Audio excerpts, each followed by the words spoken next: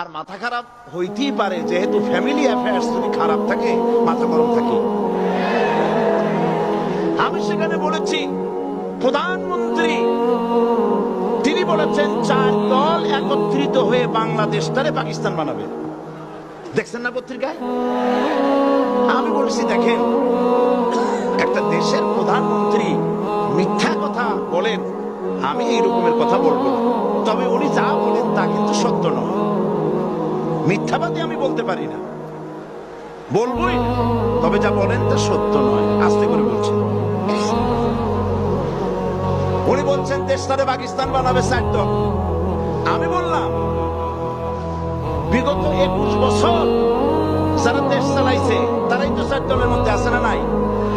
পাকিস্তান বানাইছে তারা? আচ্ছা আপনারা বলেন পাকিস্তান কাছে না হিন্দুস্তান কাছে? আমি বলেছি যদি বাংলাদেশকে কেউ পাকিস্তান বানাতে চায় তাহলে সর্বপ্রথম কাশ্মীর পাকিস্তান হতে হবে, তারপরে হিন্দুস্তান।